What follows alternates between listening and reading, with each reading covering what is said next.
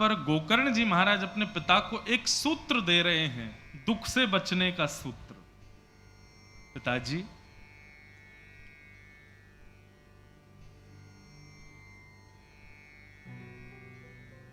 दुख से कैसे निवृत्त हुआ जाए? तो कहते हैं दुख जीवन में आने के दो कारण होते हैं, पहली तो अहमता और दूसरी ममता। पहला दुख का कारण है अहमता और दूसरा दुख का कारण है ममता। बहुत सावधानी। दुख के दो कारण हैं, इसको अपने हृदय पटल में लिख लीजिएगा। पहला दुख का कारण है अहमता और दूसरा दुख का कारण है ममता। अहमता किसको कहते हैं? अहमता कहते हैं अभिमान को। अहमता सदैव खुद में होती है और ममता सदैव दूसरों में होती है। ये दो ही दुख के कारण हैं। यदि व्यक्ति इन दोनों से बच जाए तो उसको कभी दुख का अनुभव नहीं होगा। पहली बात तो पिताजी, अहमता का त्याग करें। हम अभिमान करते हैं, किस चीज का अभिमान? मैं सुंदर हूं, मैं अच्छा गाता हूं, मैं अच्छा नाचता हूं, मैं अच्छा बोलता हूं, मैंने ये किया, मैंने इतने पैसे कमाए, मैं ऐसी जगह जॉब करता हूं, मेरे पास ये गाड़ी, मेरी पत्नी ऐसी, मेरे बच्चे ऐसे, मेरा परिवार ऐसा, मैं ऐसा। रूप का अभिमान, बुद्धि का अभिमान, यौवन का अभिमान, घर का अभिमान, संपत्ति का अभिमान, पुत्र पुत्री का अभिमान, पत्नी का अभिमान, परिवार का अभिमान, जाति का अभिमान, ये सारे अभिमान दुख के कारण होते हैं। पिताजी, सबसे पहले तो व्यक्ति को अहमता का त्याग करना चाहिए, अभिमान का त्याग करे। क्यों? वो जिस रूप का अभिमान कर रहा है, आप विचार करके बताइए, कोई सुंदरता का अभिमान करे, कितने दिन सुंदर बना रहेगा? 10 साल, 15 साल, 20 साल। एक समय आएगा उसको देख करके भी लगेगा कि बताओ, किसी समय में ये सुंदर था, लेकिन अब देखो इसकी स्थिति क्या हो गई। आपके बगल वाले नगर में तो इसी के ही पैसे खर्च किए जाते हैं कि हम जीवन भर सुंदर ही बने रहें। हमारे पूज्य पिताजी महाराज कहते हैं कि जो माताएं बहनें होती हैं ना, वो अपनी आयु 10-15 साल कम ही बताती हैं बड़े होने के बाद भी। एक बार महाराज जी अमेरिका गया मैं, तो वहां पर भी सिंधी परिवार थे, उन्होंने कथा कराई। तो एक माता जी एक दिन सिंधी कड़ी बना के लाई, और माता जी की उम्र होगी लगभग 60 वर्ष, लेकिन वो बनके ऐसे रहती थी जैसे कि 22 वर्ष। बाल बाल बिल्कुल जो है बढ़िया। अब क्या बताएं, उसका रूप का वर्णन तो नहीं कर सकते हम, लेकिन ऐसी थी। तो जैसे ही वो आई, तो वो मेरा शुरुआती दौर था। अब तो कोई मिले तो या तो माता जी कहते हैं या बहन जी कहते हैं। तब गलती से मेरे मुंह से आंटी निकल गया। वो ना माता जी ना तो कथा में आई और ना फिर मुझसे मिलने आई। तो मैंने एक दिन पूछा, मैंने कहा भैया वो एक माता जी एक दिन सिंधी कड़ी बना के लाई, वो आई क्यों नहीं? पूछो। तो फोन करवा के पूछा तो बोली वो नाराज हो गई है कि ये पंडित जी जो कथा करने आए, इन्होंने हमको आंटी कैसे बोल दिया। तो जिनसे हमने फोन करवाया, मैंने कहा उनकी उम्र कितनी? बोले महाराज जी सब दुखी हैं, उम्र तो उनकी 60 साल है, लेकिन हम सबको उनको बहन जी बोलना पड़ता है या फिर उनका नाम लेके बुलाना पड़ता है। उनको अच्छा नहीं लगता कि कोई उनको आंटी कहे। किस बात का अभिमान करते हैं हम? आज सुंदर हैं, कल नहीं रहोगे। आंखों पे पड़ेगा जाला, नाक से बहेगा नाला, लाठी से पड़ेगा पाला, जरा जिंदगानी का। एक दिन सबकी स्थिति ऐसी हो जानी है, तो फिर अभिमान क्यों? अभिमान आप तब कर सकते हो कि आप अपने रूप से कह दो अब सदा सर्वदा तुम सुंदर बने रहना, कभी कुरूप मत होना। मानेगा आपकी? नहीं मानेगा। बालों से कहना अब हम डाई नहीं करेंगे, अब तुम काले ही बने रहना, नहीं मानेंगे, काले हो जाएंगे। अपनी चमड़ी से कह दो तुम सदैव ऐसी कसी रहना, कभी झुर्रियां नहीं पड़नी चाहिए, नहीं मानेंगी, एक दिन झुर्री पड़ जाएंगी। हड्डियों से कह दो तुम सदैव स्वस्थ रहना, लेकिन एक दिन लड़खड़ाई जाएंगी। जब ये शरीर आपकी मानता ही नहीं है तो फिर इस पर अभिमान क्यों? ये शरीर आपके वश में ही नहीं है, तो फिर इसका अभिमान हम क्यों करते हैं? एक पंक्ति है, बहुत प्यारी पंक्ति है।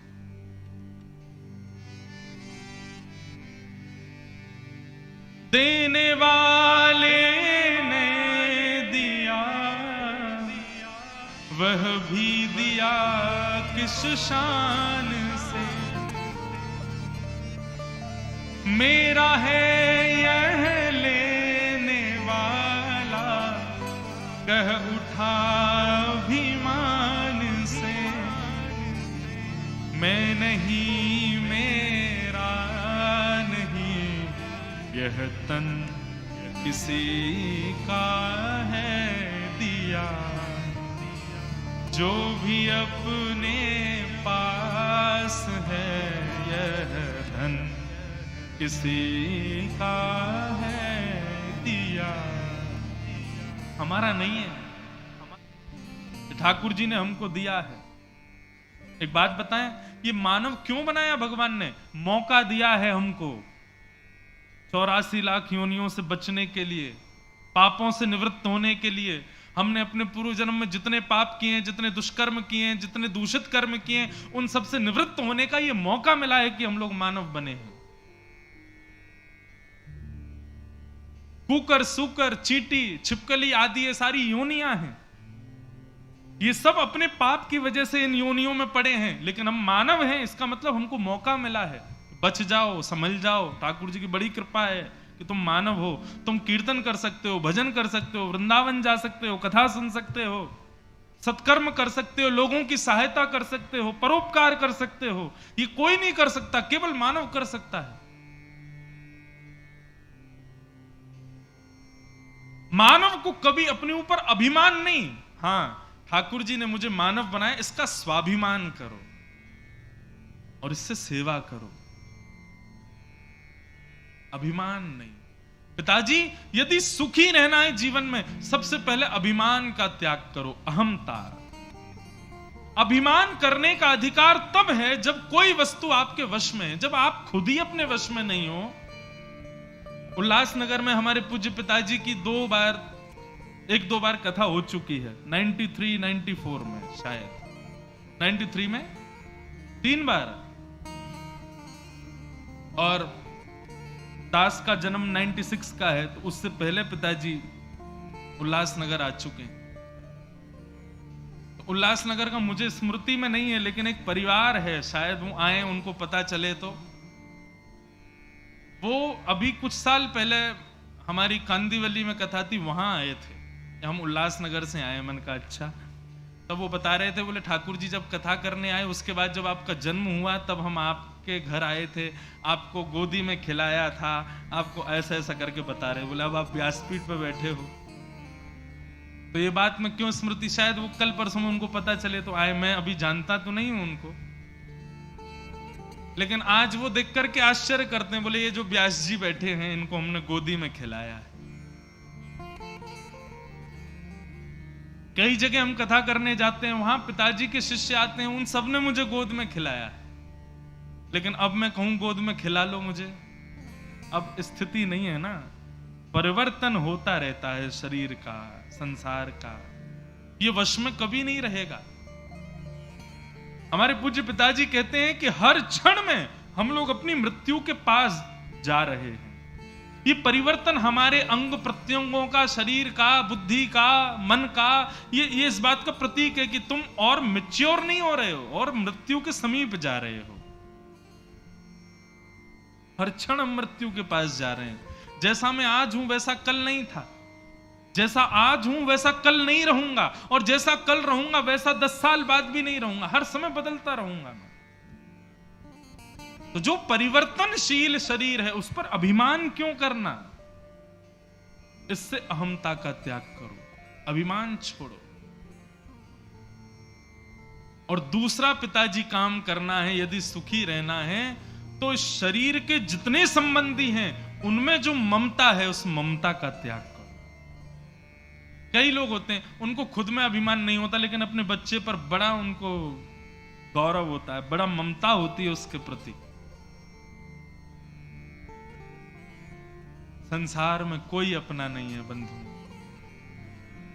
ये सब केवल व्यवहार मात्र है। यही तो संसार है कि वो जन्मा है इसलिए हमारा पुत्र है, हमारी पुत्री है, हमारी पत्नी है, हमारे बच्चे हैं, हमारा परिवार है, हमारा खानदान है, लेकिन कोई अपना नहीं है।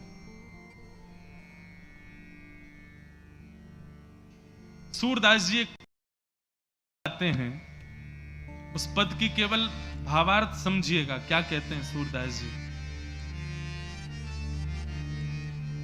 जा दिन मन पंछी उड़ जाए, जा दिन मन पंछी उड़ जाए,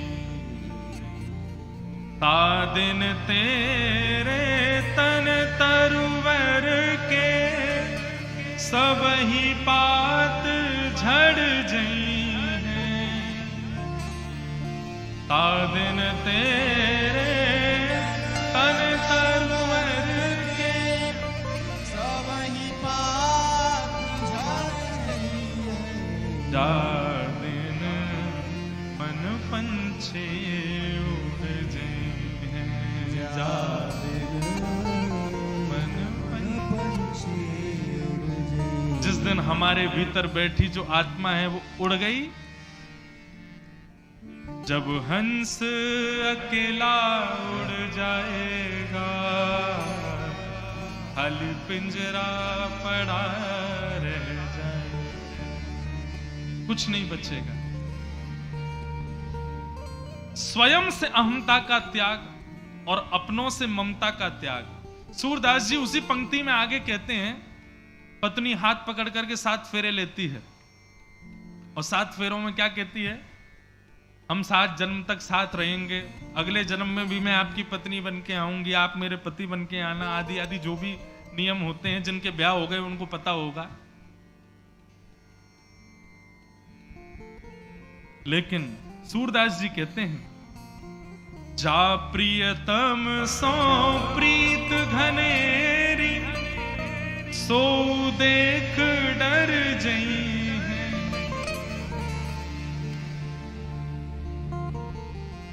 मान लीजिए, एक उदाहरण दे रहे हैं, ऐसा तो है नहीं संसार में किसी की मृत्यु नहीं होगी, सबकी होगी। एक बार एक सौभाग्यवती नारी का दुर्भाग्य रहा और उसके पति उसको छोड़ के चले गए। बहुत रोई बेचारी, मेरे पति कहां चले गए, बहुत रोई। लेकिन फिर परिवार के लोगों ने जाकर के उसका संस्कार कर दिया। बहुत महीनों तक विलाप करती रही कि मेरे पति कहां हैं, लेकिन जैसे तैसे ठीक होने लगी। परंतु एक दिन आया, उसके पति ने यमराज से प्रार्थना करी, मेरी पत्नी बड़ी दुखी है, मुझे आज्ञा दीजिए, मैं अपनी पत्नी से मिलने जाना चाहता हूं। तो यमराज बोले ठीक है, जाओ अपनी पत्नी से एक बार मिलाओ। बहुत महीनों तक विलाप करती रही कि मेरे पति कहां हैं, लेकिन जैसे तैसे ठीक होने लगी। परंतु एक दिन आया, उसके पति ने यमराज से प्रार्थना करी, मेरी पत्नी बड़ी दुखी है, मुझे आज्ञा दीजिए, मैं अपनी पत्नी से मिलने जाना चाहता हूं। तो यमराज बोले ठीक है, जाओ अपनी पत्नी से एक बार मिलाओ। पत्नी बेचारी रात्रि में सोई थी, इतने में ही ऊपर पंखा घूम रहा था, तभी गौर से देखा तो पंखे के ऊपर पतिदेव बैठे थे। पत्नी की स्थिति क्या हुई, भूत पिशाच निकट नहीं आवे, महावीर जब नाम सुनावे, नासर होगा रस पीरा, जपत निरंतर हनुमत पीरा, जल लेकर के आवे, छिड़काव करे, भागो यहां से। आ गए भूत पिशाच।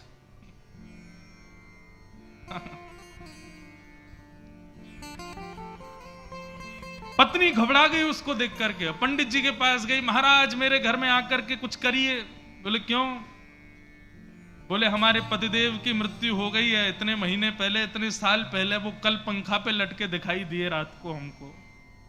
सूरदास जी कहते हैं, जा प्रियतम सो प्रीति घनेरी, मृत्यु के बाद सो देख डर जई हैं। तो फिर ये ममता किससे कर रहे हो आप?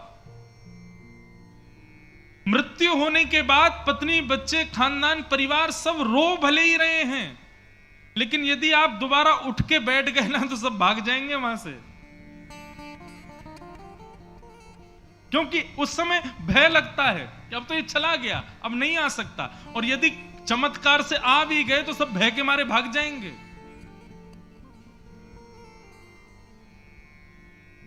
सूरदास जी कहते हैं जिससे भय लग गया एक बार भी, तो यह बात निश्चित है कि वो कभी अपना था नहीं, इसीलिए भय हुआ। ऐसा कौन है जिससे कभी भय नहीं लगता? तब सूरदास जी अगली पंक्ति कहते हैं, बिन गोपाल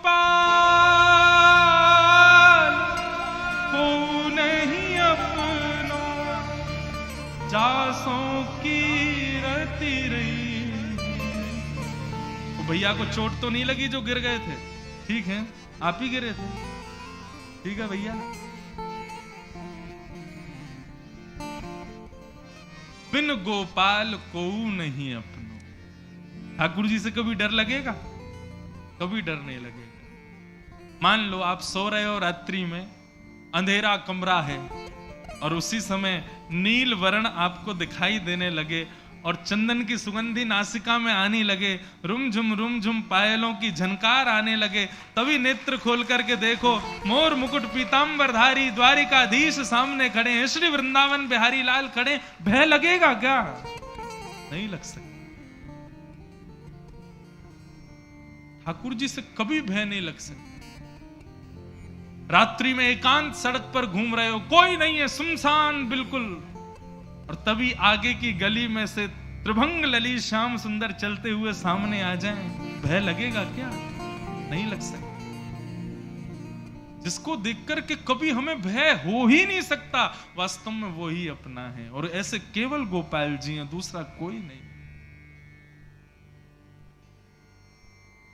इसलिए यहां श्री गोकर्ण जी महाराज कहते हैं, पिताजी ममता करनी है तो केवल गोपाल जी से करो, और अहंकार करना है तो केवल मैं गोपाल जी का भक्त हूं इस बात का करो, और सब अहमता ममता छोड़ दो। व्यक्ति जीवन में कभी दुखी नहीं होगा।